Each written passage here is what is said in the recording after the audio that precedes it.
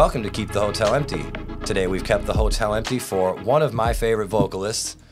We'll just get self-disclosure out there. And a woman with quite an extraordinary story.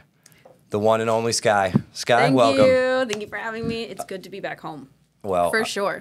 It's kind of funny being called a vocalist because I've just been on pause for music for so long because, like, so much other stuff has taken over. But, like, yeah, I am a vocalist. I have to, like, it's good to be reminded of that, especially when I come home, for sure. Well, there's no way I can forget it. So it's easy for me. If you need a reminder, I'm here. Yeah, I do need the reminder sometimes because it's been crazy. Like, health stuff is no joke, for sure. But we're here, we're fighting, right. We're alive, and music is not going away. I mean, we've been in the studio cooking. It's just been really slow cooking. Well, I know that a bunch of other things have taken over, and I know you got a lot of irons in the fire as always, but let's kind of press rewind a little bit because that's our thing, and kind of start me at the start where you first think to yourself, hey, I want to sing, because this wasn't something that was pitched to you. This was kind of your idea, yeah? Yeah, I'm thinking back because I think I was like 7 years old, and like the funny thing is that as somebody who's like spent their whole life being a vocalist, growing up as a kid, my parents will tell you that like I was the most like obnoxious voice to listen to. Like they like prayed that I'd stop singing because it sounded so bad. And then one day I just came to my mom and I was like, I want to do a song like Hannah Montana if we were a movie at the little Girl Scout talent show. And she was like, okay, I'm gonna support her and, you know, be a good mom, but like I really hope that this doesn't become like a trauma experience for her because like this is not her thing, right?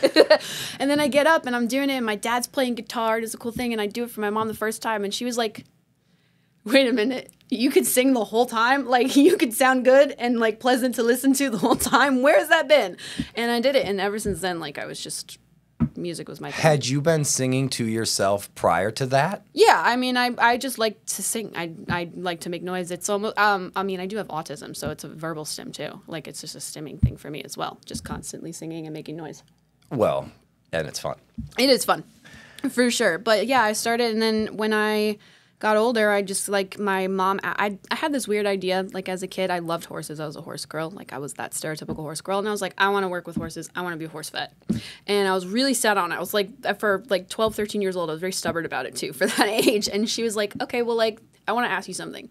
If you were to, like, live your whole life and then not pursue being a vet, would you feel regret? And I would say, I don't know, maybe. I said, how would you feel about that if it was music? And I said, let me think about that. And then I came back and I said, I would regret it for the rest of my life. And then I decided I wanted to do music right then and there. Because she posed it to me. She's like, would you regret not pursuing music? And I thought about it. Because, like, I was really passionate about it. And I loved doing it. And people noticed that. But then I'd always tell them I wanted to be a horse vet. What had you been doing with music at that point? I think at that point, I was 12. So I had been with the Sarasota Youth Opera at that point for a few years. I started when I was 9. And my mom put me in the program because she knew I had, like, an affinity for music. And she heard it was a really great program. They are a great program. They've been on the podcast. Yeah. I Shout have out to all them. good things to say about Sarasota Youth Opera program. And then I was doing that, but I was still, like, I thought it was just, like, a passion. And then one day she posed that question, and I was, like, 12 or 13 years old. And then I was like, wait a minute. I would regret not doing this for the rest of my life. And I pivoted from there, and I, like, went full ham. And, like, all the stuff I was doing more is just, like, because I enjoyed doing music. Now it became, like, part of, like, that's what I want to do. That's the career. Right. So went full force on that. And then, like, in high school, you know, that's when we met. We got connected when I started jumping into not taking off from the opera stage and going into the rock scene and, like, writing my own music and doing all that stuff. And that's how we met, which was, I still think about back to that time because I thought you were, like, a scam. Like, I straight up thought you were, like, just some random, like, scam because you messaged me, like, I heard your song, and I was like, we are, like, the most unknown, unfollowed band in all of Sarasota. How have you heard our music? Like, this has got to be a scam.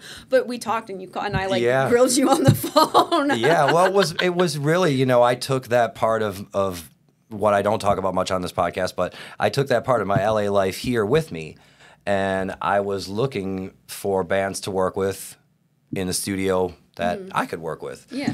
And I remember the first time I heard an Alone Together track, I was like, oh my God, I have to work with this group.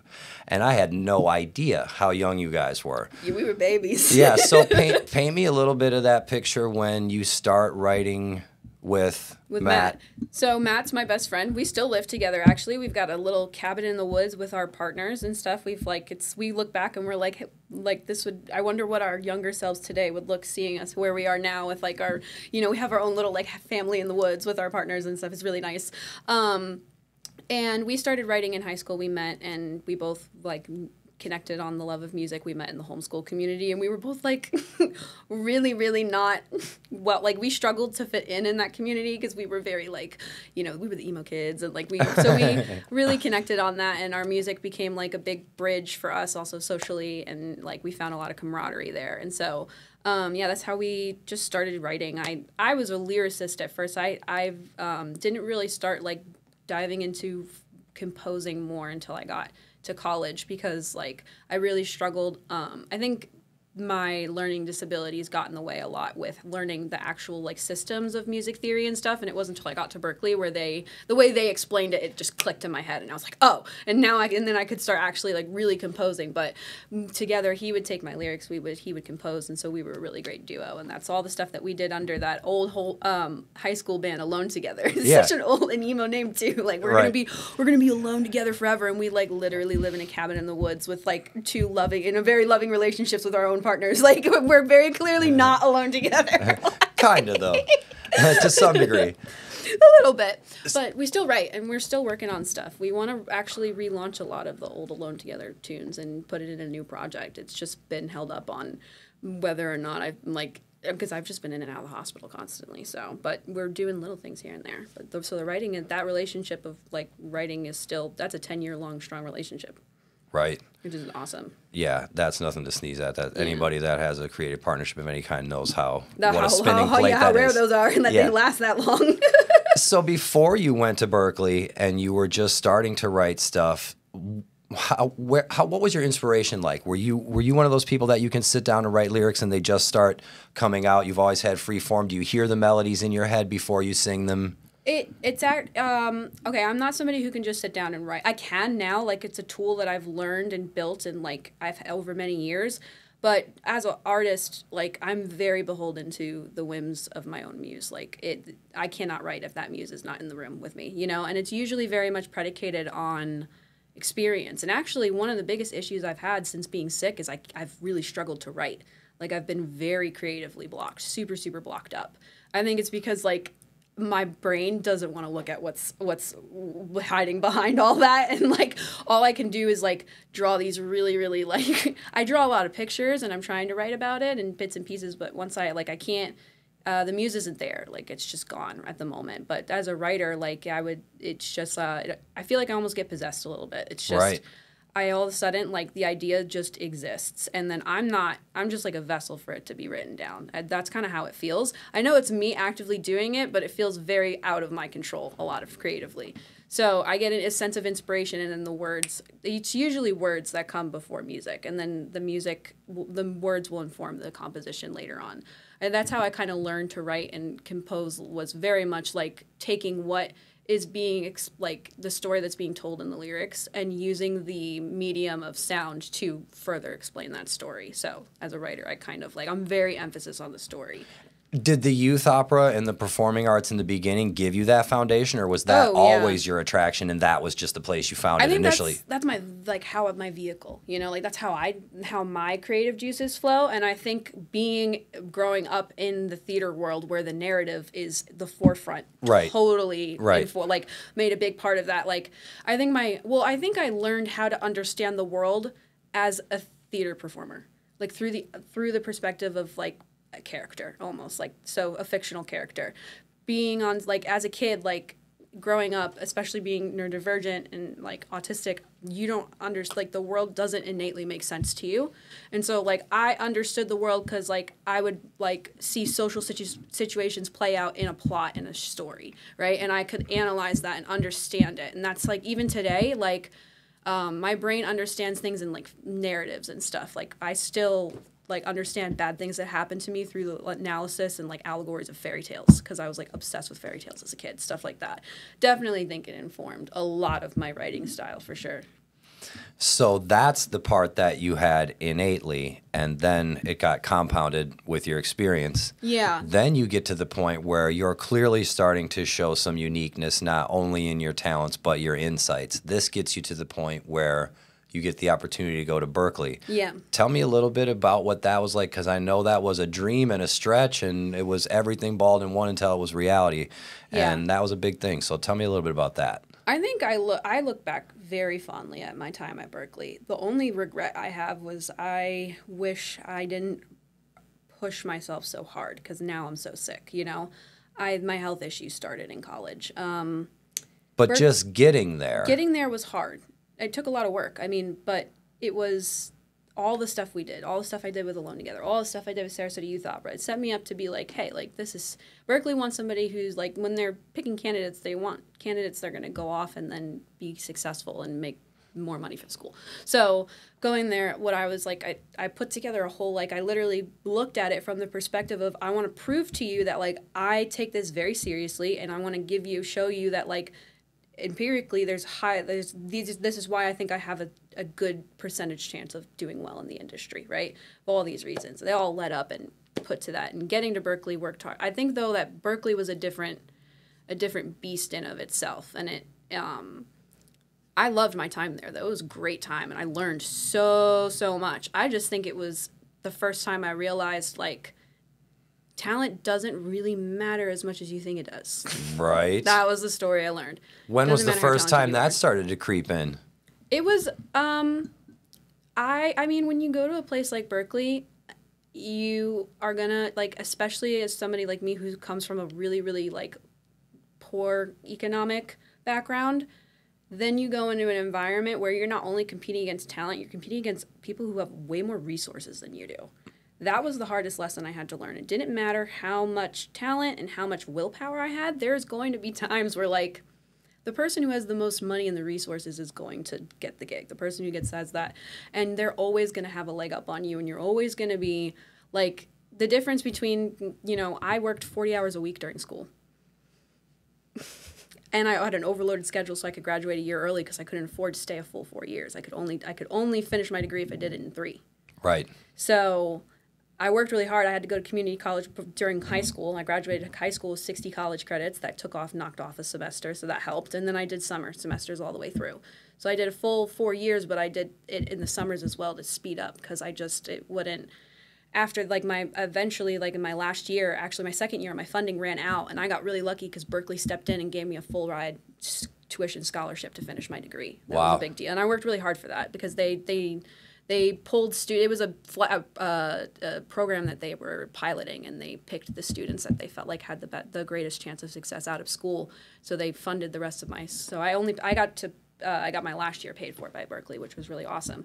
But I wouldn't have been able to stay if I didn't, because there was no world where I could afford it. I was barely able to afford it as is. Yeah. Like, and when you're working 40 hours a week on top of all of your school, all of that, like, you're not able to go network with all the people. No. That's the biggest part. Like, the biggest thing, my biggest regret was I didn't have enough time to walk out with more of a community around me to go into the music industry with, because I feel like that was the most valuable part of going to Berklee, was, like, those people are going to be the people that you're going to work with when you get down the line later in the industry, right? So knowing them and working with them now, like, all of that was super valuable, but I don't feel like I got an opportunity fully fully go after that, because I was constantly working. I was constantly sick because of it. I'm still in and out of the hospital at that time because I was, like, pushing myself beyond the point of no return every single semester. So it was hard. I was going to say, I went to school, did literally the exact same thing, took all double loads, went through summer, did all that stuff, and I worked full-time too, but only for 2 weeks. And I was like, I will not be able to do this, so I can relate in the 2-week fashion of I did it for like 3 years. That's insanity. Yeah, now I'm like, no wonder I'm so sick. Like, they told my first semester, they were like, don't burn out. And, like, I don't even think I could have known what that meant, because I also have, like, a lot of underlying conditions I didn't know I had, and that's, like, a big part of it, too. I think I would have been so much more successful if I actually knew what the heck was going on with my body, and I didn't have to, like, take 12 years to get it diagnosed and stuff. Yeah, right. Well, that's one of those things where time is the only thing that, you know what I mean? Time, and so it sucks, but Yeah, going to Berklee, though, it taught me a lot about the way the music industry worked. And it really showed me that, like, what I needed to prioritize was not only being, like, excellent and being, obviously, like, I had to be excellent. Talented, I felt like that's a gift I was given, right? I got that covered. I needed to be excellent, but I also had to be, like, incredibly compelling. And I had to give people a reason to give a shit about me. And I understood that from, like, that's what I think what Berklee taught me was, like, I needed an angle into this industry that is going to not only, because my talent and my hard work and my art will not get me there alone. I have to have a story that is compelling enough that a lot of people want to hear it. Do you think that growing up in a bigger family helped you realize that it's not just that easy to stand out? Maybe. I don't know. But, like, in my family, I don't feel like it's hard to stand out. But I don't know. Maybe that's just me. Because, like, then I have, like, other siblings in my family who are like, I feel like everyone always talks over me. And I'm like, I don't even know what that's like. And they're like, because you're the one talking over me. Yeah, exactly. But I'm also, like, well, I mean, when I'm one of the older siblings. So, like, you always stand, when you're in the older position, you kind of stand out. It's not hard to, you're in a position of authority a little bit. Yeah, right. I inherit a little of authority. There you go. No, what taught me to stand out was being in a crowd of, like, 5,000 really talented kids. We were all talented, like, all of us. But you were standing out way before that. Yeah, I think, but at Berklee, I mean, it's more concentrated. It's like the talent's way more concentrated. Oh, of course, you know? of course. So when you're in a room of like, let's say, you know, like, I mean, the first audition I had at the school, I didn't expect to get into, like, the singer showcase because it's, like, your first semester. But that was the first time where I looked and I was like, oh, man, like, I'm at an audition where every single one of the people here are really talented and got into Berklee, you know? And that taught me you had to be really creative in standing out. And, like, the auditions where I stood out, it wasn't much really my talent or my performance, that it was my personality that people remembered. And I literally, my brain just, like, threw this from the matter. For about 4 years, I was auditioning with NBC for one of their talent shows. And I'm actually really glad it didn't pan out because I would have had all my health issues happen if it panned out while that happened. So I was really grateful it didn't because I was like, I don't know if I could have dealt with that and my health issues at the same time. So it was, like, a little bit of a grace. But for about, like, a few years, and the number one reason they kept coming back to me, even though, like, every year, because, like, you know, singing is, like, the most dime a dozen talent. And so usually, like, the reason they kept coming back to me was because they were like, your personality is contagious. You know what I mean? Like, your story is really, like, the way you tell your story and the way you say who you are is why we're interested in you. So Berklee taught me that there was another component as to why people were really inspired by me and felt I was talented. It was also because I had a way of telling stories.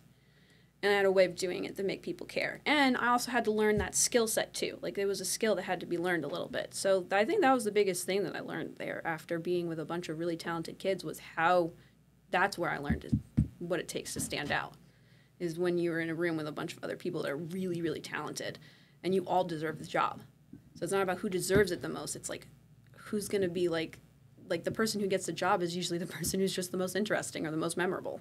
Right. Yeah, I can't remember who it was, but it was someone who got their biggest break in life because it was a woman. She wore a pink dress to the audition, and she got the job, some leading role. So, Super famous Streisand story about how she walked in and was chewing gum, and she slipped it under the stool on the stage. And the people who were, like, auditioning her were like, why is she chewing gum? That's, like, so unprofessional. She had 2 shoes that were, like, mismatched and stuff. And then she gave, like, the best audition, and they couldn't stop thinking about her. And then they went up, and they flipped the stool over. There was no gum. She, like, faked it, like, to be memorable. She's brilliant. And it was, like, I think it's in a Meisner book, that story was told. It was a long time ago that I read that. But it was really interesting where it was just, like, she knew. She's like, if I come in here and do something weird, like, they're going to remember me, and then my talent will carry me the rest of the way. Right. Yeah. So when you have those moments when you're starting to realize, okay, I'm in a talent pool that's a little bit different from where I came from, what's the part of you that helps you get through that? Do you try to draw on some sense of fearlessness that you have that you know you need to get the job done? Or is it just a matter of this makes me nervous, but I'm going to do it anyways? Well, you have to, like, not really care about the outcome of what's happening to get rid of the anxiety. I have to forfeit caring about what happens at that. Like, I have to just know that I'm going to put myself forward, do my best, and if what belongs to me will come to me. That's how I have to see it. So if it doesn't come my way, then I return it to the circumstances in which it came. I just try not to think about it too much. Do you think that it's preparation that helps you feel good about that, or just that mental exercise of trying not to think about it? No, it's really important. That's like a stoic exercise almost, in the sense of Right. like what comes to you, what belongs to you will find you. And so if it doesn't come your way, like you can choose, like you have a choice. Like you can feel sad, and like you can't choose your feelings about it, but you can choose how you react to those feelings and what you do with your feelings, right? And I think the first time I learned this lesson, because that's the biggest fear. Everyone's like the rejection fear. That's what everybody fears at the end of the day, is the rejection fear. I learned how to overcome that, I think, first when that opera house taught me how to overcome rejection, big time. I was like super, super set on getting a lead role. And there was a genuine reason as to why I didn't get the lead role, and I later found that out. But I was heartbroken when I didn't get it. I was like so set, and I was like 12 or 13, and I cried for a day. I was devastated, and I cried for a whole day. And then I woke up the next day, and on my own, with my little like LG Razr phone, texted my maestro Jesse and said, "Clearly, I have some things I need to work on. Can I set up a coaching session to go over those with you?" And he told me that was the day he knew that I was going to be a musician, was because in the face of rejection, I was motivated, you know, and that's the big thing. When you get rejected, like, you have a choice. You can feel broken by it, and you can feel but like, what does it give you at the end of the day? Like, let yourself be sad, let it pass, and then move forward. All you can do is take action and like, okay, if that didn't happen, then I have another project I'm going to focus and put my energy on. And if I'm blessed to learn why that didn't come my way, then I'm going to intake that and be better. You have to just not care about the result. Because like, if you put out something into the world and it flops, like you're going to attribute so much negative crap to that thing that it could be great. You don't know where that's gonna go, right? Like, I put out a song a couple years ago called Facade. It's like still my most listened to song on Spotify. Mm-hmm. And then like a couple months ago, like out of like I just, you know, I'd always kind of seen like that leg of my music as almost like it could have been, but it didn't, and I failed in a way. Because I did well, but then I got sick and I had to abandon it, so I felt like I failed in a way. And so the couple months ago, I had a high school out all the way in Saratoga, California, reach out to me, and they were like, "Hey, we really want to use your song in our like drum line performance this like year. Was that okay? Like, we want to get permission from you." And I said, "Absolutely." And then I actually collaborated and made like custom stems for them for their track, and they ended up like going to semifinals with the song, and it was awesome. I was sitting there like, you know, I could have that whole time like attributed all these failures to that song. Like, oh, it didn't get on Spotify editorial playlist. It didn't go viral. It didn't do this and that. Right. But here's what it did do. It inspired a band teacher to spend hours rewriting it, not rearranging it, so for the band. And then all of those kids listened to it, and then they all came to my Instagram page and were so excited to tell me about it and find me as an artist, you know? And I was like, how many people get to say that about their songs? I know, like, there's artists who have millions of streams who've never, like, gotten an opportunity to, like, have their music impact kids like that, you know? And, like, then the whole reason they took it was because it's talking about what it's like to walk through the world masking and wearing a facade. And, like, and they got to express themselves and tell a story that meant something to them with my music. And I'm like, that's a win. That's not a failure. Like 100%. Right. So you don't know where that stuff's going to end up. Yeah, I guess that's kind of the double-edged sword of how easy it is to release music right now. Mm-hmm. You know what I mean? Mm-hmm. So you get to that point where you are writing, you are still, you know, doing the music thing, but then this is when your health starts to really kind of take over, yeah? Or be the... Yeah, it was really bad. The head pin. So after Berklee, I moved to Los Angeles. Natural progression. I picked Los Angeles because of just the majority of my network was there. It was between... And there's no winter there. Yeah, and there's no winter there. Well, I liked the winter. I liked being in the seasons in Boston. But I picked LA because there's something in my gut that was like, I felt like I needed to be there. I still don't know the answer as to why. I'm not somebody who would say I'm like, I grew up religious, but I'm more like kind of like agnostic / spiritual in the sense where sometimes I just get a sense that like I have to do something and mm-hmm. I just do it. And then I find out later why it was important. So I still haven't figured out why it was important to move to LA though. I hope I find that out. But I went there and I was running a business full time and I was doing really well. I had a full-time employee. And I was doing, and that the goal with that was I didn't want to have to I knew that with the kind of projects I wanted to do long term, I needed to take a route where I needed to establish some sort of self-funding. I knew that if I kept trying to take a label route and try to chase funding, that I would spend a lot more of like, why don't I just spend that time instead using some of my like highly marketable skills to like build my own wealth of resources. That was my mindset around that. That's why I did the business alongside doing. And I was doing like social media strategy. I got really good at that. So it also helped me. Like my own music kind of informed a lot of the stuff I was doing with my clients that were like realtors and small businesses and stuff, because I would like learn from my own music and stuff. So it was kind of like a symbiotic relationship. It's doing really well. But I was in a not a good relationship, a really like borderline abusive, like really bad. And I needed to get out of it. But the problem was I was in LA living in a house with that ex of mine and then 2 other people. And the other person was also a person I was working with from Berklee, a friend from Berklee. And so that like summer, I do think the stress of all that played into my health declining really quickly and really rapidly, because that summer things were just like, I got to a point where there was so much conflict in the house because like the 2 other people that were there, one of them I brought in, the one my ex brought in. So it was just like so much conflict in the house. It was like I put myself in the worst situation ever. Like I look back and I'm like, oh my gosh, like so many red flags I just did not listen to. Oh, the woes of being young. It's so nice having a prefrontal cortex now, you know? Like, but it was not, I didn't want to be home, and so I was spending a lot of time just trying to like improve myself. I was at the gym a lot. I was trying to work on my health because I started noticing there was a lot of pain in my body.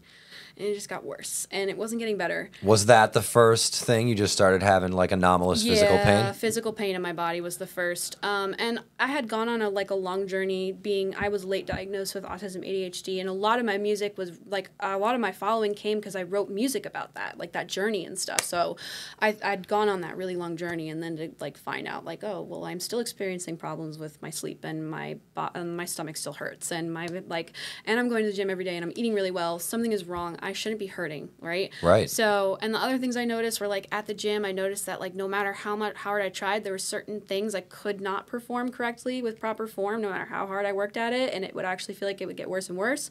So right up until then, I started feeling sick. I went and I did some research, and a lot of my mutual network on TikTok, because of my like neurodivergencies, the condition I have is highly comorbid with my neurodivergencies. And so a lot of the people in my mutual network would be describing their experience. And I'd be like, that sounds very similar. And I was like, I should look into this little thing called hypermobile Ehlers-Danlos syndrome, because a lot of my mutuals were experiencing that. And I was like, okay, let me read into it. I'm reading it. And I'm like, oh, shoot. And I'm looking at it, and they're like, okay, like I looked up the Baton test, and they're like, can you put your thumb to your forearm, stuff like that. There's all over the body, and all those joints are super. I can bend them way too far. And I went to the doctor, and I told them, and they measured it, and they were like, oh, my goodness. Like, yeah, let's get you in touch with a geneticist, because that's the route you take to get this diagnosis, right? The next day, I am trying to go about, I wake up in the most pain I have ever been in my life. I woke up bawling my eyes out. I was in so much pain. And the pain had just been accumulating around my ribs. That's where it was growing. And I have like the worst, like I'm so bad about gaslighting myself and my own symptoms and stuff. No, it's really bad. It's worse when you really know that. Yeah.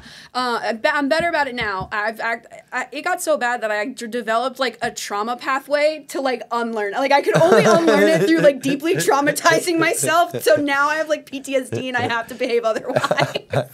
That's one way to do it. That's one. I don't recommend. Don't do it that way. Go to a therapist or something. But I was going throughout my workday. I was in a Zoom meeting, and I'm like in so much pain, and I'm throwing up, and now I can't stop throwing up, and I can't keep water down. And I'm sitting there like, I don't think this is good. But I was also in a situation where I felt really unsafe at home. And one of the things was that I was having issues. I was going back and forth with the doctor, and the people in the house would often you weaponize that against me, in a lot of ways. Like it was very much like I got to a point where I felt like if I was sick, because we were trying to, really negotiate and just figure out who was going to stay, my ex or me. And if I was sick, they would use that as a reason as to why I shouldn't stay on the lease because I'm not reliable, right? And I was terrified of being sick and being unstable. Probably why I still went to work and kept doing stuff. And I'm literally can't function. I text my grandmother, who's a doctor, and she's like, what are you doing? Go to the emergency room, like right now. And then I text the people, and it wasn't my boss, it was my clients. I text my clients who I also was friends with, and I told them what was going on. And they're like, why are you on the phone with us? And why are you not at the hospital? I'm still gaslighting myself. And I look over, and my cat is on the couch next to me.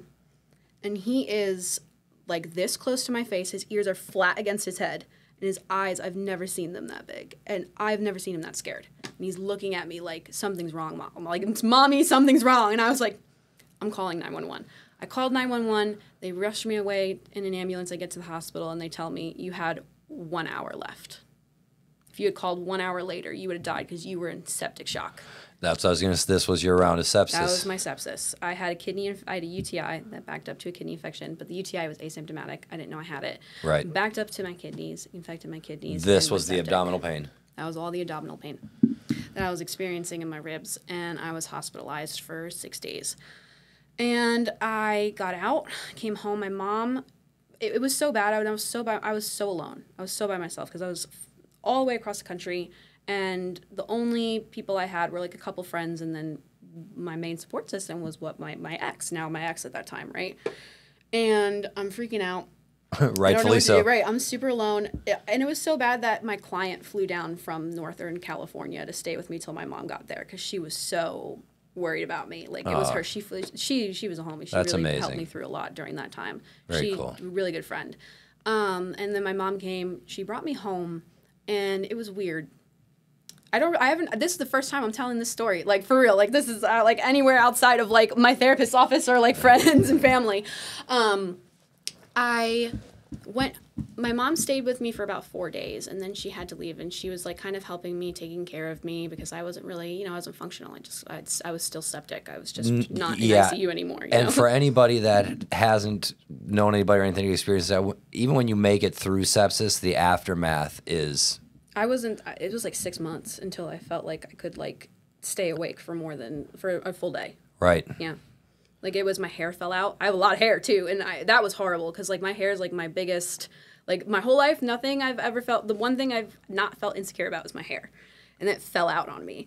Rice water fixed it, though. That saved my hair, baby. It was rice water. But, I was, she's taking care of me, helping me, and, tension in the house is still really, really high. And my mom's like, I don't want to leave you here by yourself. Like, she's like, do you think your ex would hurt you or something? And I said, maybe.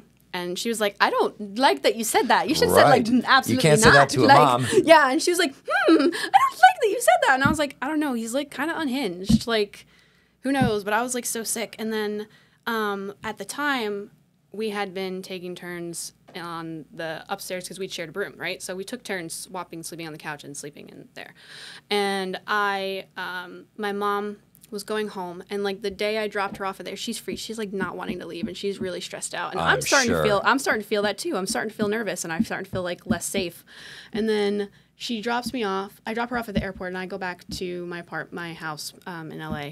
And that day, my ex comes up, finds me, and he says, doesn't ask, he says, okay, I'll be taking the bed tonight. And I was like, I've been out of the hospital for 4 days. I'm not sleeping on the couch. I have a septic kidney infection, and I have a connective tissue disorder that causes my joints to dislocate and sublux. Like, I cannot sleep on the couch. Right. I'm like, and the way the room was set up, like, I was like, listen, like, because I put our bed was in this big walk-in closet because it was a loft room that, like, looked over the living room. Mm-hmm. It's like, listen, like, you're gonna have to get another mattress anyway because that one's mine. I'm gonna be taking it. So why don't you just put it on the loft, and then, like, I'll sleep in I call it the hobby hole. I sleep in the hobby hole, and you'll sleep on the loft, right? We'll make it work. So then we both have a bed. And he just doesn't say anything and shuts the door in my face, right? And then I think it was either that evening or the next day, the other roommates came, and they all, like, gotten really aggressive with me and, like, came up in-person conference. They said, you can't kick him out of the room. Like, you are just trying to take this for yourself. And I said, that's not what I said. Like, I had a compromise in place, and, like, I offered, and I said, that's a lie. And then, like, right in the middle of it, like, while they're all fighting, my ex is like, well, I'm not doing that, and you, like, that's absurd. Like, I'm unwilling to do that. And they're like, yeah, he's unwilling to do that. So, like, and they're all fighting. And I just look and I'm like, they're going to kill me if I stay here. I'm going to die. Like, I'm not going to make it out alive of this. Like, they're going to, like. Well, you've got no energy at this point. No, I have no energy. I'm very, very ill. And, like, further putting even more stress on me where my body cannot handle stress whatsoever. And I knew, like, I think the stress of it alone, like, I knew instantly, like, in this environment, I will not be able to heal my body because I will be constantly afraid for my life. I'll be in fight or flight still. Yeah. You can't heal from sepsis when you're in fight or flight. And so I was like, I gotta go. And it was like so bad that like my mom calls me on the phone and I'm like, hold on, I need to step out and take a call. And they're like, we know you're lying. Like, don't try to run away from this. And I like turned my phone around and I was like, I'm walking out of this room and you're gonna let me. That's how dangerous it was. And I just told my mom and I said, I can't stay here. And I texted Matt. That part she already knew. Yep, she knew. She's like, I need to go. And I said, I'm going to call Matt because I wanted to, my house is really full and there's a lot of people. And I still wanted to maintain some sense of independence. I eventually had to go back to Florida for a little while. But I wanted to, my plan was to move out to Tennessee from LA to go stay because I was like, I want to be where I have more support network. And like, that's where Matt was living in Nashville. And we still had, a really tight friendship. I texted him. This is how tight our friendship is. I said, code red, can me and Ember fly in tomorrow? And he said, get out of there. That was it. Then I booked a flight and I left. And then we came back a couple months later to get the rest of my stuff, and that was it. But it was really a lot. And from there, like, it just took about, I don't think I got back on my feet until May of 2023. And that's when I moved back out to Nashville, and I started kind of getting established there. So when you're first recovering from the sepsis, are you doing, like, intravenous antibiotics? I'm doing, I did antibiotics. I did IV treatments for like vitamins and stuff to like rebuild my immune system and stuff. But it was a lot of working with specialists because we still didn't understand why. We still don't know why I had the kidney infection. We're still figuring. I was at a rheumatologist today trying to figure out why are my kidneys not showing up to work half the time. Like, right. There's still a lot of answers. We still don't know why all of that happened, and we're still trying to figure that out. But for a little bit, we got stable, and we thought maybe it's good. But I've been in Nashville now for a year, and I very, very recently realized, like, I have to stop working and stop. I was working as an early childhood educator, and working in that job was really important. I needed a season of, like, not doing anything. Like, working with kids is really easy for me because I grew up rearing children, So it's really simple, and it's meaningful. I can't go to a job every day where, like, I genuinely don't think I'm somebody who's built to work a job like that just to pay the bills. Like, at the very least, I have to feel like the work I'm doing is meaningful. Why do you think that is? Taking care of kids. I don't know. It's just how I am. Like, I worked at, like, the worst jobs. The jobs I hated the most were the jobs, like genuinely the jobs, like, I could not wait to quit were the jobs that I didn't care about. So I was like, okay, well, I love working with kids. It's safe. I have like 10 plus years of teaching experience. And I was like, let's take that route. And it was really good. It was a really healing time. And the school I worked with was like incredibly accommodating to me and my disorder. And like me stepping down was actually like part of the reason I did it was because they're like, we will literally, like, in a million years, the last thing we want is for you to not work here. Right. But also, like, now we're coming in as like kind of moms of our own kids. You're sick. Maybe you should stop working because, like, it's a lot on your body. Like, you can't take it. Like, stop working because, like, we want you to still be here, So we're still trying to figure all that out, and it's put a big pause on everything. And so I made a big decision recently to just, like, stop working. I am doing more freelance stuff, and I'm trying to open out avenues to, like, get back into doing freelance because I think it's a lot easier on my body, and I have that opportunity. But it's just a full-time job trying to figure out what the heck is going on with my body. It's genuinely a full-time job. Right. So when you start to realize that's the case, what's it like? Do you think to yourself, do I really need to work? Did you have to hit that point? The thing is more working just because, I've got a big family. Like, my family is super, super supportive, but my family is not one of the families that can, like, shoulder another adult's, like, living expenses in perpetuity, right? Like, that's not how it works, right? So that's where working for me is, that's my concern. It's like, I just want to, I also, because of how unsure it's, like, the pathway, we are taking the pathway towards, like, different, like, aid I can get and support I can get from different programs and stuff that are available. It's just difficult. Like, I mean, disability stuff takes forever. And it's like, that's not I have bills to pay for the next couple months. The reason I was able to take off those because I had some extended family that was like, and that's the thing people don't realize about being sick and disabled is that like, you're like this one step away from being homeless. And usually the step away from it is having family that cares about you and is willing to help. And I have family that cares about me and they're willing to help. But it genuinely, like, I mean, we have to pool a lot of resources together to make it work. So I do want to remain financially independent if possible. Well, yeah, of course.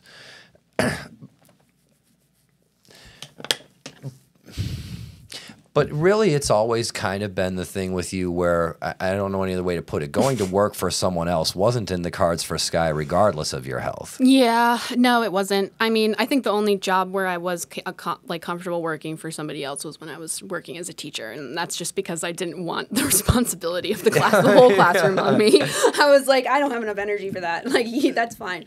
But yeah, it isn't in the cards. I think also, I've got a lot of opportunities. I mean, like, you know, I recently had an opportunity to start working for, like, political campaigns I care about and stuff. And, like, I'm working with a candidate that, like, I actually think could do good work. It's just a matter of, like, actually getting them in office. Like, that's always the hurdle, right? Yeah. And realizing, like, okay, that's an avenue for me and stuff like that.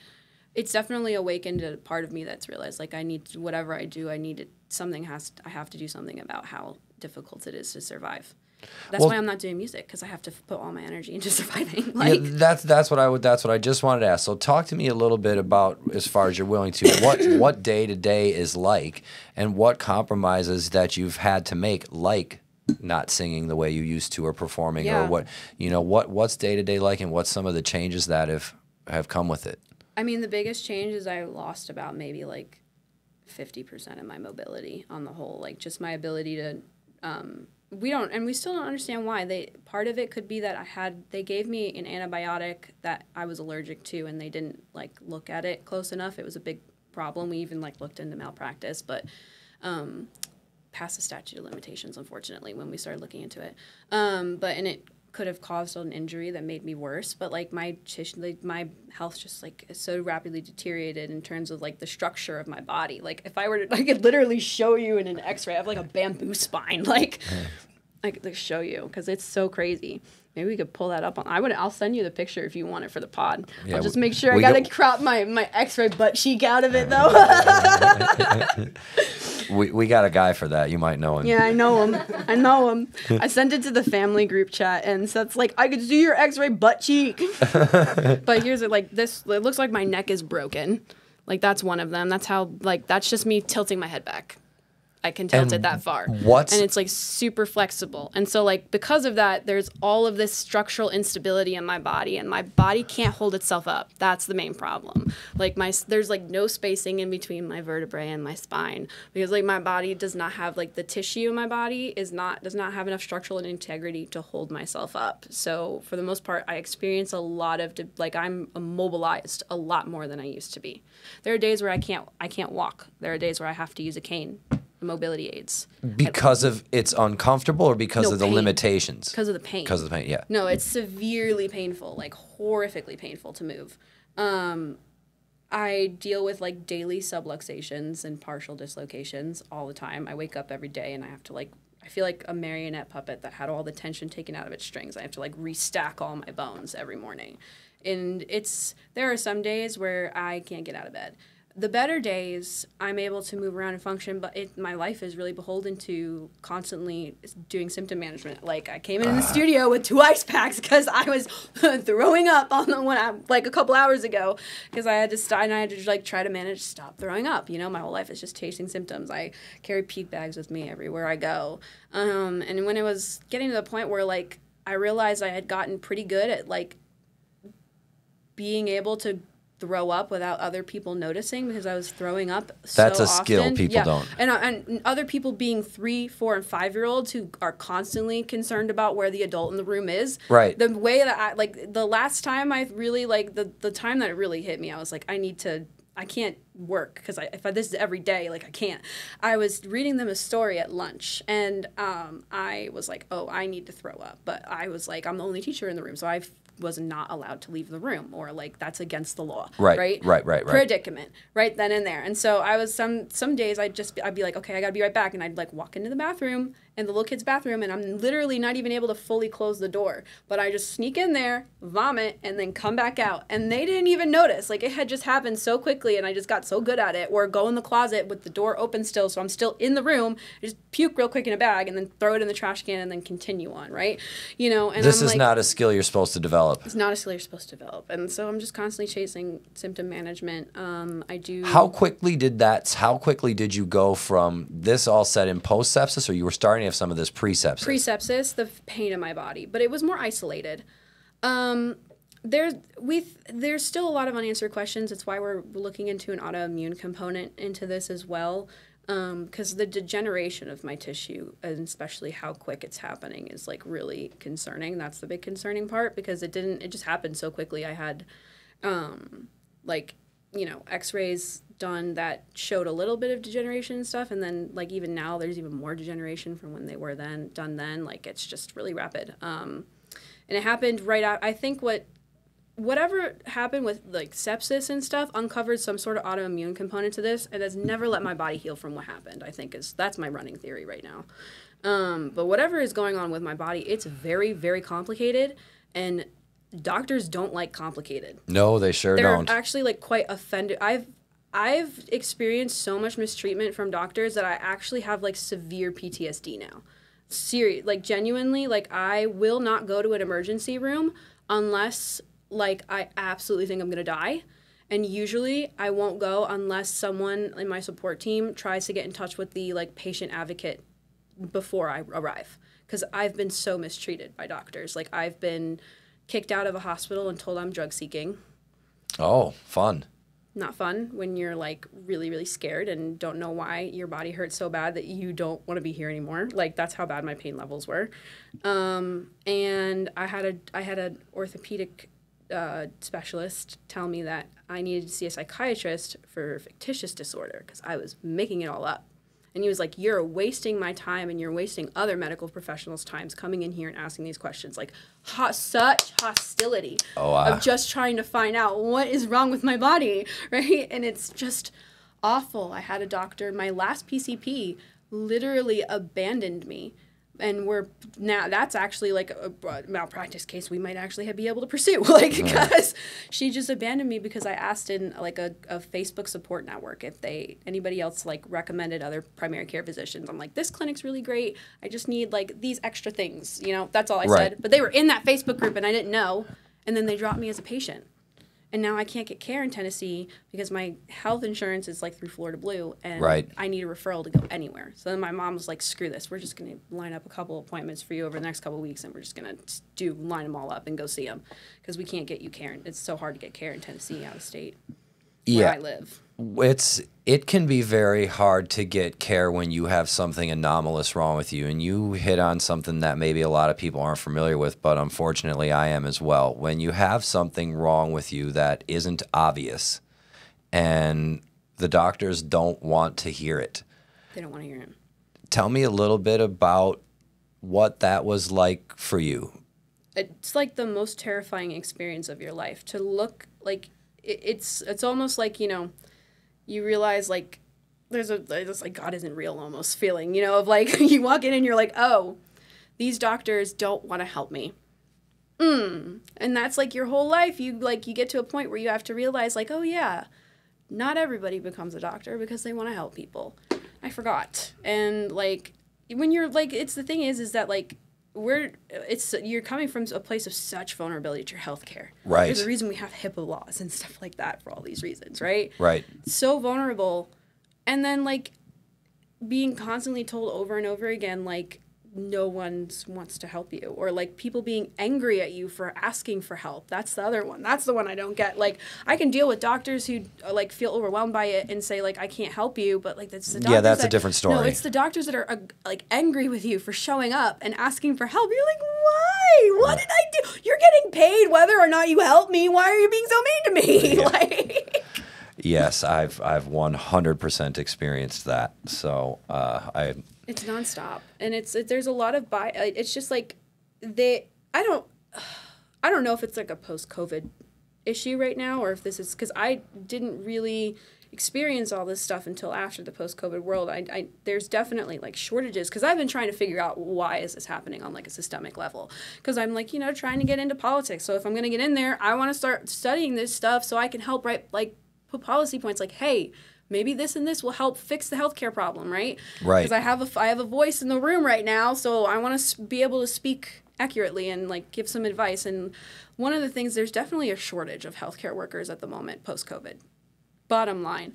But even then, like, I don't know if it's like just the way medicine always has been, and I just didn't, you don't know until you discover it, until you need it, or is Very that's how it's valuable been point. here? Like, or is it this is a new era of healthcare that, like, because we dealt with so much, like, we had so many healthcare workers leave the field, and now there's not as many coming in. That's another thing. Empirically, there's like way less doctors coming into the field right now. I think because a lot of them are like, they saw what happened in COVID, and they're like, I don't want to deal with that. Like, I don't want to be in those rooms dealing with that. So like, that could be part of it, but I don't know if it was always this way or not. I haven't been around long enough to know. Well, I guess in some capacities, yes, but it's always there's always the ebb and flow to it all. My sepsis was during COVID, That's no fun. But you see a lot of these doctors, it's America, you know what I mean? We have a capitalist component of it here, and the whole insurance thing, and if the job is too hard to do, it becomes less profitable, and you become anomalous, and you become all these things. So as you're starting to, let me ask you this. Has there been a point in your health journey where you've started to feel like you've made any ground? Yeah. And if so, who were these people, and how did they behave differently? It's the doctors that actually show up every day because they want to help people feel better. And I know, and those doctors are real. I mean, like, my psychiatrist / therapist, because he does both, is so awesome. Like, when all this stuff happened, he was like, I want to take you on as one of my pro bono patients. I don't want you to worry about it anymore. And I want to start seeing you for therapy once a week, because you're going through a lot of crap with your body and you need help. And I'm like, that's a doctor who got into this for the right reasons. It's the doctors who care and who sit down and listen for more than 10 minutes and ask a lot of questions, like, and they are there, they exist, and those are the only times where I get answers. It's genuinely, like, my healthcare is predicated on whether or not the doctor sitting in front of me gives a shit. What do you think is some of the ways that you can help find those people without detrimental trial and error that you've been through, I've been through? Word of mouth is helpful. Asking people in your community, like, that's why I made that post in that Facebook group, because I'm like, how else do we find doctors who specialize in what we do other than ask in groups? And so I was also very frustrated to get punished for that, because that's the only way we can find doctors without having to go there and find out, like, doing that pre-filtering is really helpful. But other than that, there isn't a way to do that. And this primary care physician that treated me terribly and, like, was one of the worst doctors I've ever dealt with. On the whole, like, they came highly recommended. Right. Everybody recommended them to me.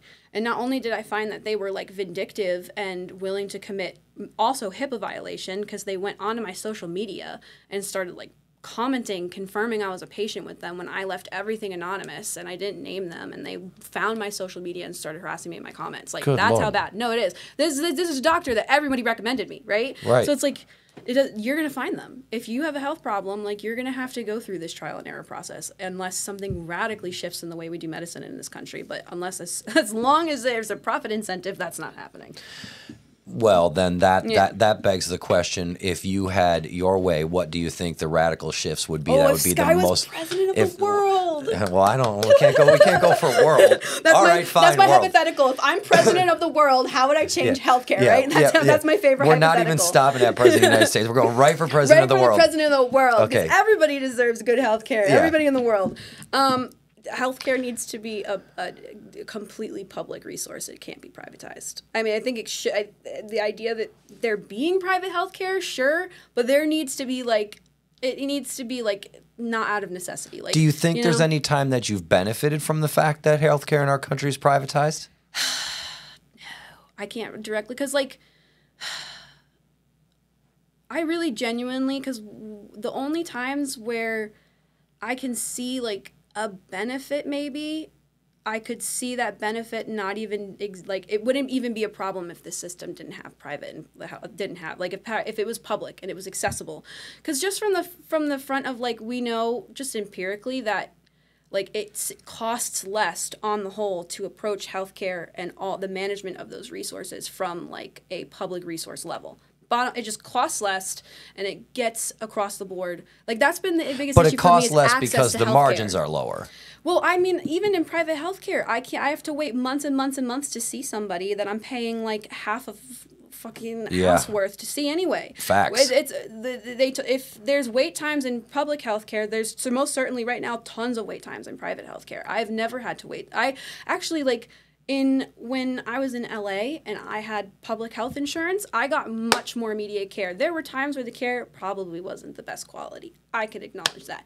But that was when they intervened. I was on public health insurance when I had septic shock. Mm-hmm. And even though that hospital did give me a medication they weren't supposed to, I didn't have to pay for that entire visit. I just showed up and I went. And I would not have called an ambulance and I wouldn't have gone there if I didn't know that I could afford it. Right. That was a big deal to me. Like, I don't know, like maybe I would have gone even if I couldn't afford it, but still that was a huge deal. The fact that I didn't, like they came in and they said, this is completely covered. And that was a big deal to me.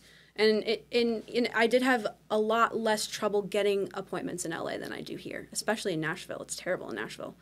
Oh my gosh, like I have to wait months and months and months and months and months to see anybody.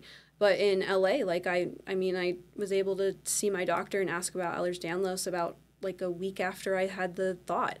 It was actually a lot easier to get health care in a place where there was more public access than areas where it's much more privatized, like LA. I mean, Nashville. Nashville's super privatized.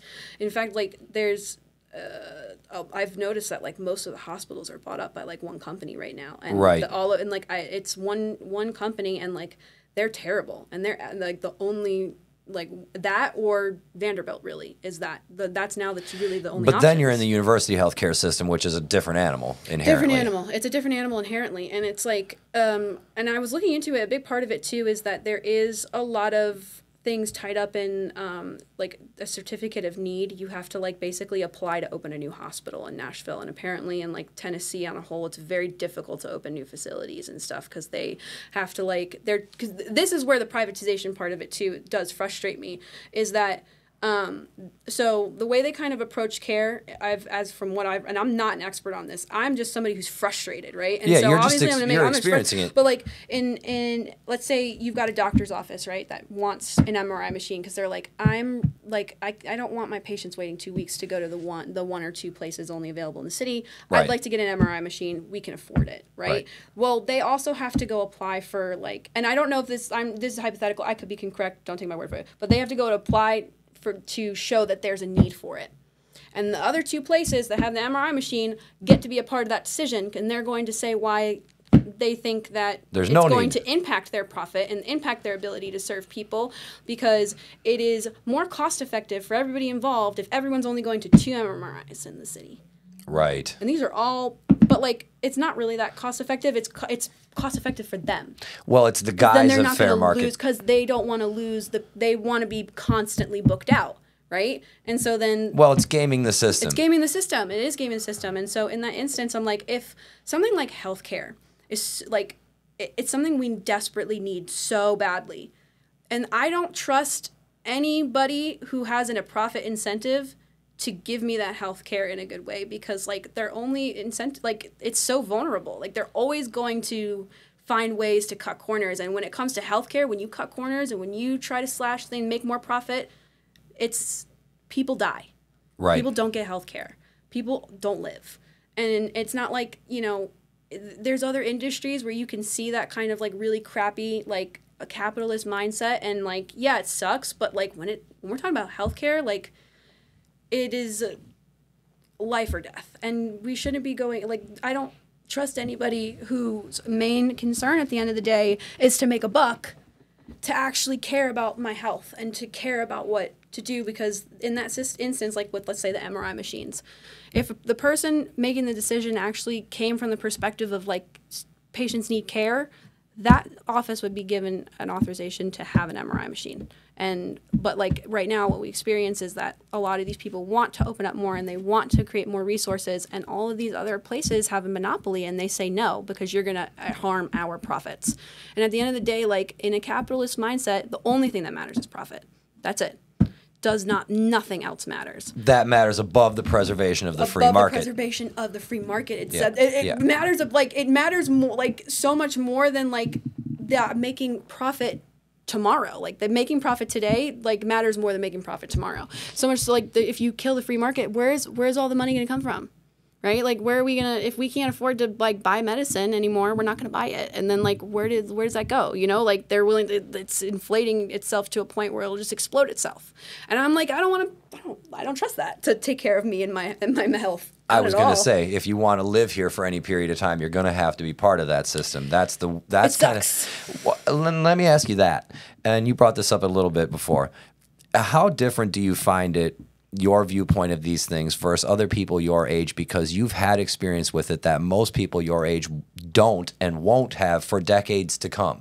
So you have an insight on this that most people your age don't, and you're going to have to vote on this and decide how it's going to be for when it's your turn to really be relying on these people. Right. You know what I mean? Yeah. People my age listen more. So that's the biggest difference. People my age want I think my generation is just on the whole a little bit more like cognizant of the fact that the world is falling apart and it's burning. So we're a little bit more willing to listen when someone says, here's why, here's a problem, right? People in my gen, but it's hard to wrap your head around. They can't wrap their head around it. That's what healthcare is like until you're sitting there and a doctor's making you feel nuts. They're more like, they get terrified because then they realize, oh, if I end up sick like you, I don't have medicine. That's the other, like the difference is if you haven't experienced it and you don't know what it's like, when someone like makes you face that, it's quite terrifying. It gets real quick. Yeah, it gets real scary real quick. And then people are like, what do you mean? Like, you can't do X, Y, Z, or this is like, yeah, that's how it is. Like, that is real life. Like, people don't, it's a bit of, the cognitive dissonance is really loud, but it's almost like because they're realizing that I'm shattering a fairy tale in their head, like right then and there. I'm like, they also realize like how easy it is to become, how vulnerable you become once you're disabled. Like I think all civil rights and all like societal justice movements cannot move forward without a foundation in disability rights, because I feel like ableism is like the biggest and like the most deeply rooted ism that we deal with, because like you can be the most woke person ever and I guarantee you've got some ableist crap down there that you're gonna pull out and you'll find. Like I'm ableist to myself. Like I sit there and I'm like, everybody deserves the ability not to work, but I don't. I actually should like be a workhorse for the rest of my life. Like that's what I deserve. Like right. Like we struggle with it. Like we don't give ourselves the time to rest. We tie our mindset to our productivity. Like the idea of like people not working is like a moral failing, but it's like, why? Yeah, right. What's wrong with not working? Right. Like, that's why I asked you before. Did you ever confront the question to yourself, do I need to work? Not necessarily from a monetary standpoint, but is this a part of substantiating your existence? Do you really feel that it is? I think as humans, we want to have purpose and we want to do things. We want to make something with our lives. That's what it is. It's not that we don't want to work for our whole lives. We want to make something out of our lives, and we want to do something meaningful to us, right? Right. So I think I do want to do something meaningful. And the only reason why I want money is so I can like pay my bills and to do something meaningful. Yeah, to do something meaningful. Like I literally like just want enough money to like survive. Like I don't even want to be rich. And that's another thing like I think that helps with like being an artist, like not wanting to be rich, because then I am not so devastated when I'm not rich. Like so Do you think that any of your experience with your health has, and I know this is maybe too obvious of a question, but your experience with your health has helped you reevaluate what is valuable to you and how? Yeah, it radicalized me.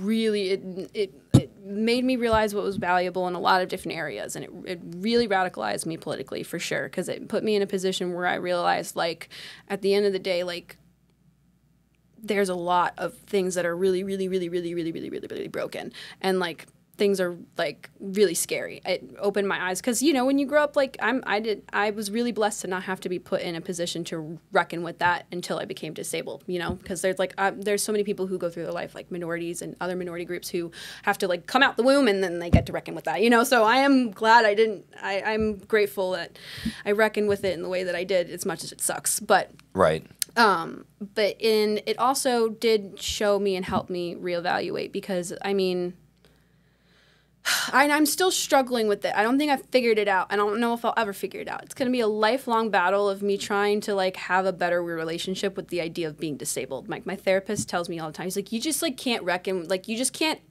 accept that you're disabled. And I'm like, I know, because it's so different than what I used to be. Like, and it's so limiting and stuff. And so when you're given limitations, obviously you learn how to reevaluate and how to revalue a lot of things in life. But I haven't figured it out fully yet because I'm still quite upset about it. I'm still quite bent about it. Yeah, well, that's fair. I think that had I not been born with my disability, I probably would be in that boat too. We had a guest who spoke about his father going blind, you know, later in life, and I can't imagine what that's like. The adjustment is so brutal. It's so brutal.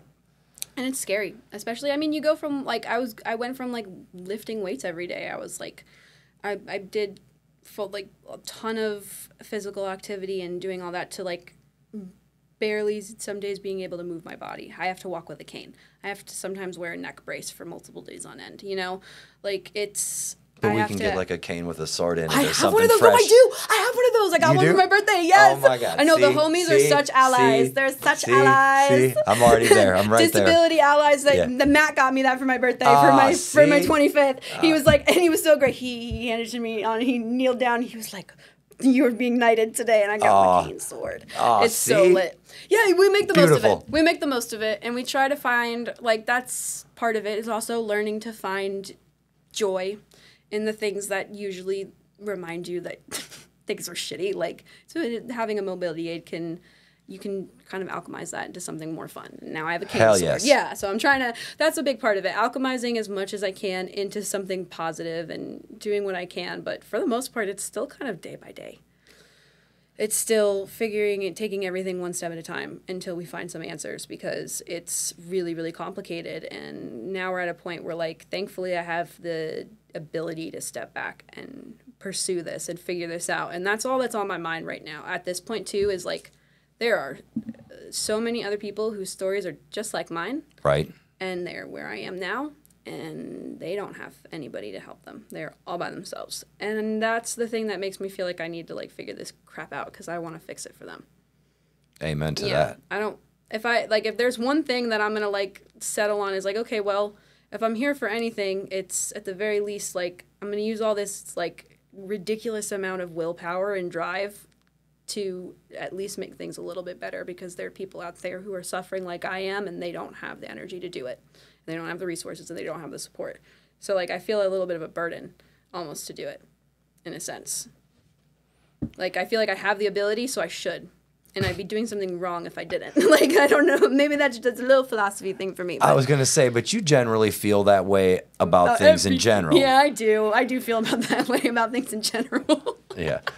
Now you just got a big one that's just too obvious. You can't run. You can't run from that one. I can't run from it. I'm like, okay, well, like, I gotta fight. Like, I mean, and I had this opportunity. Like, I kind of fell into working into, like, going into policy and stuff like that, and working with campaigns and trying to get people into office that'll make a difference. I fell into it, you know, and I was like, well, I am, but I found out, like, I am passionate about this, and I think, like, I want to. I have the energy you're and the passionate. Drive.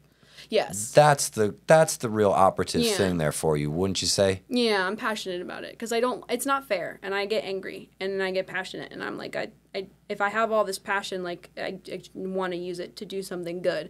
Because, like, the thing is like, the sad thing is, I don't know, maybe this is healthy, but I've kind of given up the dream of music. I haven't put it away, but I've given up on the idea of it being something that will certainly happen, if that makes sense.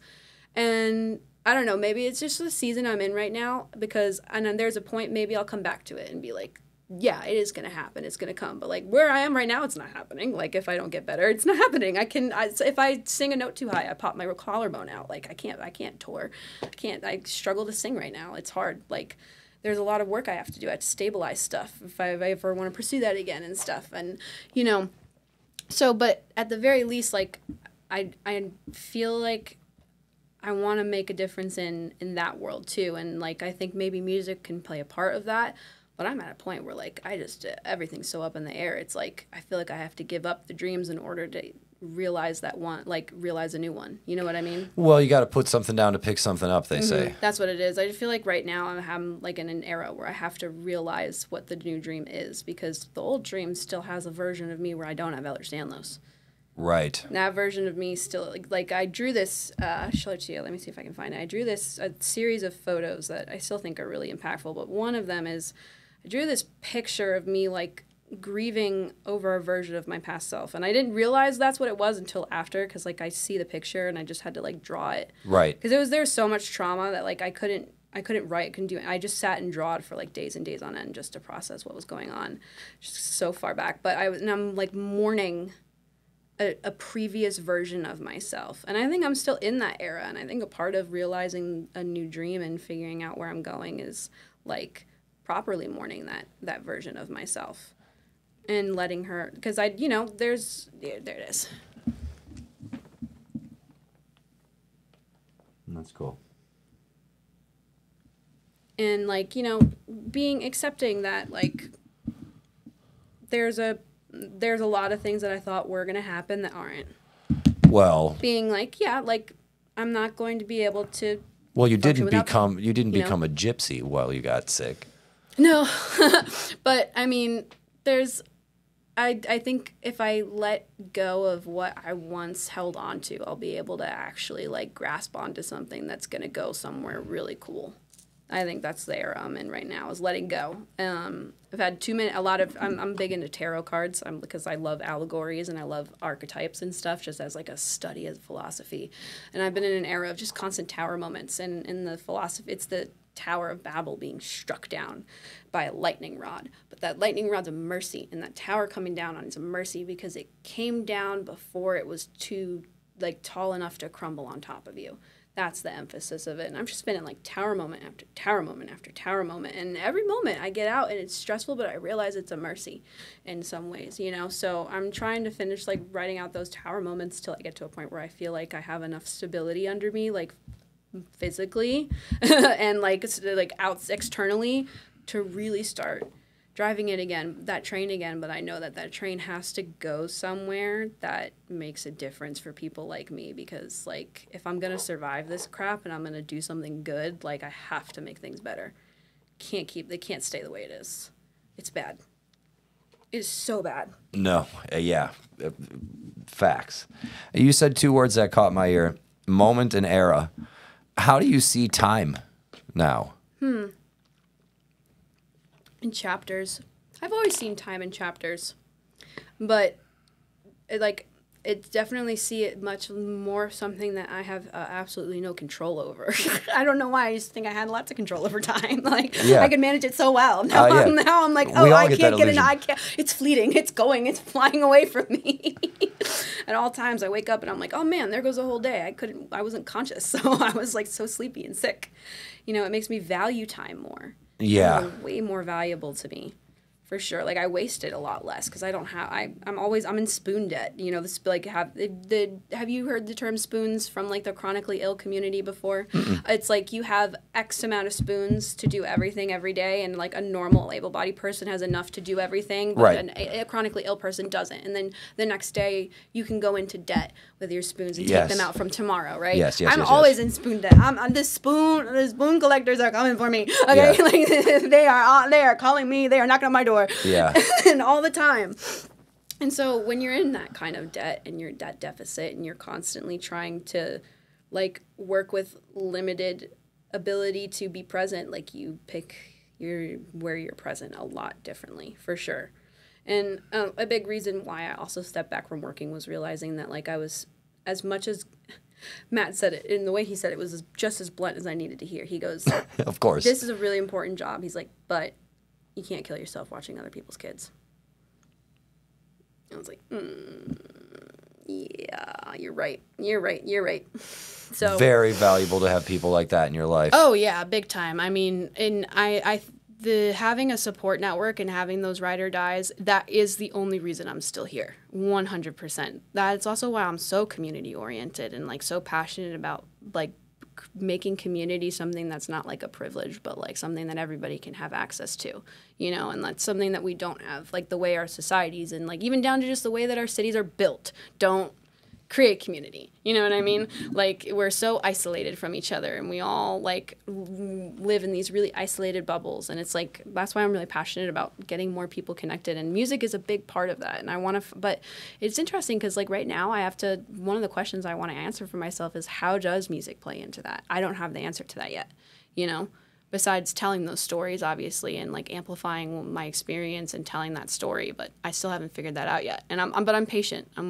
When it comes, it'll come, and I'll know when I see it. But I just gotta wait. When was the last time, or I should say, when did you first start experiencing any physical negatives whilst singing? What was the first time that happened? When I was singing, and it was a year ago. I was singing, and I was driving a car, and I was singing in the car, right? Yeah. And I went to hit a high note, and then I couldn't see for 5 to 6 seconds. I was blind, like I lost all my vision. I couldn't see, because something pinched back here, and it took my vision away for about 5 minutes. And thankfully, I was driving on a straight road, and I did not crash the car. But then I don't like to drive anymore. Like ever since then, I get scared of driving a car. I try not to if I can avoid it, and I don't sing in the car anymore because I don't want to go blind while I'm driving. That was the first time, and yeah, there's times where, but it's odd because singing is also one of the tools I use for physical therapy. Right. To help because I have so much training in those fine muscles and those motors that I can actually utilize it as, because one of the biggest issues I have with my condition is my brain doesn't know like where I am in space because my joints are so soupy. So proprioception is a big deal. So that's why sometimes I wear tape like all over my body, on my knees and my ankles too, because it adds support and proprioception. So my brain actually knows where those joints are and can execute those motions properly. And one of the things that I've found that adds proprioception to help with the instability, because I have a ton of like tiny subluxations and issues all up in my neck, is singing. Because I can tell when the note's resonating correctly. I can tell when it's coming through the body, and actually the ability to connect to the diaphragm and like having proper that muscle control is really like difficult. I can't do it automatically, but because I've spent so many years of my life training to do it, I can switch into it really easy. I have a lot of muscle memory, so it's been really helpful, and I do try to use it. But it is also at the same. It's a tightrope now because it's super easy for me to sing too hard and pop something out. Even when I was at Berklee, they scoped me and they looked, because I was having a lot of tension in my voice, and they scoped, and I thought I had nodes, but they said that when I sang, my muscles completely obscured the camera. I had like the worst muscular tension they'd ever seen in anybody ever, and it's because there's not enough structural stability to hold myself up. So with singing, it's definitely a tightrope that I have to relearn a lot of like actual practical skills with singing that kind of like I had to relearn a lot of things. Celine Dion's kind of experience right now with her MS and like her not being able to sing in the way she like it's I know what that feels like. It's got to be really, really difficult because I'm like going through my own mini version of that. So she's Celine Dion, of course. It's totally different story. But I was watching that and I started crying and I was like, I know what you're going through. Like, I can't. I'm struggling to sing too. Like. It's horrible. It's terrible. And, like, the one thing that, like, you innately are really, really great at doing hurts you. You have to be really gentle with it. It's hard. Yeah, I can't imagine. Yeah. But you still, like you said, you found new ways to exercise your creativity and your passion and ambition. Yeah, and I'm trying to, and I do think there's still a world where I'm going to go back to singing. I just think right now that, like, there's so much, like, hurt and emotional woundedness around it, because that was like something I did have to put on pause, and like, you know, I feel like in a lot of ways it was taken from me by my own body. Right. Know? So there's a lot of emotional turmoil. How hard is it to shake that feeling? off. I haven't shaken it. It's still there. I've been figured it out. I'm still working on it. That's why I go to therapy every week. But I mean, there's got to be the parts of you that, due to the resilience and pragmatic nature of the way you think, can realize that, you know, it's really your turn to make lemonade, not be sad about the lemons. Yeah, and I don't think, well, right now the problem is that there's so many fucking lemons that the last thing I want is another goddamn glass of lemonade. Right. That's the thing. So I'm like, I'm just going to put the lemons down. Yeah. That's where I'm at. The lemons are down. It's like I'm sad about them, and I know they're upsetting, but I'm like, the last thing I want is another glass of fucking lemonade. So I'm just going to take a break and heal myself, and when I'm ready for lemonade, let's roll get there. So what is that the best way you've been able to provide yourself the freedom for growth? Yeah, you have to be willing to let go, because if, like, that's the biggest thing. Like, something, like, I didn't die, but a version of myself definitely did. And the idea of how I thought things were going to go for me and my life and my priorities, all of that had to die. But I have a choice. I could stay dead, or I could resurrect something else. But resurrecting something else is a lot more work than most people realize. It doesn't just be like, oh, new person. Like, oh, yeah, you have to pick it. You have to choose it. Yeah, I'm Frankenstein. I have to Frankenstein my own new version of self. It's not just like I'm not fully resurrect, you know? Piece it together. Well, I've always known you as someone who has been like all in on plan A's. You've been a plan A champion. I've had to give that one up. The plan A, but I think that has to do with like genuinely being like autistic and struggling with change. Like it's actually it's a diagnostic issue for me. Like when if my schedule changes, like I'm so flustered and anxious and stressed, it takes me 2 weeks to adjust. Like little change, like not going to work every day. I don't know what day of the week it is, and I wake up every morning in a panic because I'm like I forgot something, and it's just I'm not working every day right now. So changing like course and learning to pivot was a skill set that I had to come to terms with the fact that like this is actually like a problem for me. It's not just like a character thing I have to work through. Like my brain goes into fight or flight response every time there's a change.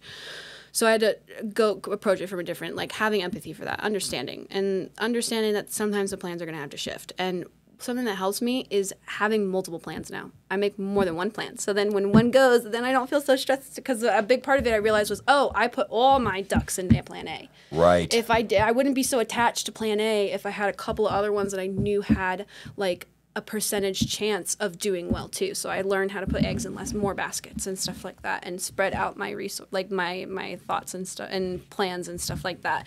So, you know, it's like, okay, like right now, like when it comes to music, here's what the plan is. The plan is we are just writing. That's the plan. We're writing, we're creating, we're letting the juices flow. Healing, doing physical therapy, and when it's time for the plan to shift, the plan will shift. And that's kind of where I've gotten. So maybe plan A has changed to just be adaptability. To be adaptable. Plan A is be adaptable, is learn how to adapt and learn how to flow with it. And like I've had to learn that like the thing is that the plan, what it does is it focuses you. That's what it's for. It's to focus your efforts. And so when you're up every day and you're doing stuff, you're making sure that like the time you're spending is going towards something meaningful. That's why people make plans, so that our time is not wasted and we do things as efficiently as possible. My issue is that like if I have to also realize that there's external factors that can come in and mess all that up, right? It doesn't matter how perfect your plan is. If the variables change, the plan is different and it doesn't work as well anymore. So that was a big part of it too, is just becoming more adaptable and learning like it's okay. Like I want to feel like I'm not wasting my time. So if I have different things that I always know are good, productive, and do good things, so like even rest, I had to learn how to make rest productive, you know, stuff like that. So then I don't feel like I'm losing the plan and stuff like that. I don't feel so attached to it, because it is all part of the plan. The plan's just right now, but honestly, the plan's just to like stay alive. Right. Yeah. And that's partly why I asked what your view of time is like now, because and normally I don't speak so much anecdotally about myself, but this is just one of the weird things that you and I happen to have in common. We have empathy. You know, it makes you see time very differently. Yeah, the future's harder to see. It's foggier. It made me way less anxious about it. One of the things for me was, once you get so close to dying, and I've I've had sepsis a few times in my life. The last one was just the worst one. Once you get so close to that, it almost takes like, it almost turns the volume down on everything else. It's like, what of this is actually going to matter to me? What of this can I actually, unless you're going to take me to that point, Yeah. You know what I mean? I started caring about a lot. Like, the things I cared about got very small, for sure. And then bigger inherently, fewer but larger. Yeah, they just, well, like, they just, a smaller amount of things that take up all your vision. You know what I mean? Like, you just don't have the capacity for anything else. And so you have to, like, when you have to ration. How much did it make you aware that you spend 24 hours in your head alone? Oh, I was aware of that beforehand. That was why I went to psychiatrists and said, I think something's wrong with my brain. Like, that's why I started the brain journey long before the health journey, because I was like, my brain does not stop moving. There's like 1,000 trains going, and they're all choo-chooing all at once, and it's going, it's driving me crazy. Yeah. And then they're like, well, there's like I got tested for ADHD, and my psychiatrist was like, yeah, like, it's like really bad. I thought I ate the test too. I did really good. I thought, like, I did the test, and I was like, damn, like, I don't think I don't have ADHD. Like, I did so good on that. And he was like, Yep. And then he looked at it, he goes, woo, it's bad. And I was like, what? And I look at it, and I was like, oh my God, I did not realize how bad it was. And so then I started Does this mean something's wrong, or I got a superpower? And then I started taking Adderall, and then all the trains had conductors. Yeah, right. So much better now that they all got conductors, and they all go on a little bit of schedule now, so they're less crazy. But yeah, there's always stuff. I knew that long before. And then when I got sick, that was when all I had was like, those trains went to some really scary places. See, and that's the reason why I asked, because that's why I drew. That's what it was like for me, and partly because I was in the hospital during COVID times, and I was dead alone. You know, like, so I'm curious. I drew, this was another one I drew, which probably can emphasize the way that feels. I drew that. That's my representation of, so do you know the story of Godfather Death, the Grimm's fairy tale? I don't. It's based on that. Actually, even on the bed, it was a little Easter egg I wrote in there. It's called Godfather Death. It's a fairy tale from the Grimm's brother. I wrote it in there, and it's about a world-famous physician who was... when he was like born, he was born in a family of like too many kids, and the father was like trying to find an award for him and ends up giving him to death because death is neutral, long story short. And then he is able to consult death, and death, if death stands at their feet, they will live. If death stands at the head, they will die. And so he becomes a world famous physician, being able to accurately tell if people are going to live or die very well. And then the one thing death says to him was like, don't ever, if I stand at their head, that means that the life belongs to me. They have to come with me. Then he gets to consult with the king, and the king's sick, and he's like, oh no, death's standing at his head, which means that the king's going to die, and he's afraid of what's going to happen, so he flips the king, so then death is standing at his feet. And death is angry at him, and he comes at him, and he says, because I love you, and you're my, like, godson, I'll give you this one time, but then next time, and that's what this picture is, you get one more shot. That's what it felt like. That's what resonated from me. He's like, you have one more chance, but if you ever try to take what is mine, the life that will be like there's a life debt, and the debt will be paid with your life. And then the king, then he has to heal his wife, and death is standing at his wife's head, and he flips them, and death takes him instead, and he takes him to this cave of all these candles and shows him that like a new candle cannot be lit until one goes out. And so he chopped his candles in order to light another one, because he tried to take like the life that was gonna, mess with the cycle. And that's what I felt like it was. That the whole representation was just like being faced with the idea of death. It's like, hey, does it matter how much you care, want, or what your emotions are about this, or how you feel about it? If you're gonna die, you're gonna die. Right. And that was a lot to reckon with, and it definitely changed my perception of time, because that was the other thing, like, you had to come to terms with the fact that, like, once it's time to go, it's time to go. Right. And that's and you're not going to see that coming necessarily. No. I didn't think it was coming. I was 1 hour, and I was 1 hour. No, none of us did. And then now 1 hour away. And, in, like, a lot of the symbolism I drew, it had to do with, like, time, like death being just a passing a marker of time. Yeah, a marker of time, but also more of the best. I think the way I see death is more of actually a guide through time. Death death is just there to, death is part of the natural cycle of things, and it's all how it works, but we're really afraid of it because we don't know what happens after it, you know? So, you know, when you get face to face with it, like, you kind of come to terms, like, you have two choices. You either get, like, really freaked out, and, like, I could totally see a world where I went down that, because I still have PTSD from, like, almost dying, of course. Like, every time I get pain in my kid, I get pain up here, I am bawling my eyes out and freaking out, and I'm like, I'm gonna have sepsis again. No. Every time, like, it just, every time, no, like, I felt that from you, feel it, that no, like, the drama of it, but at the same time, like, you can allow it to overcome you, and I was like, this is either gonna overcome me, or I'm gonna be, like, really chill with it and find a way to, like, be able to sit with it and not let it overtake me.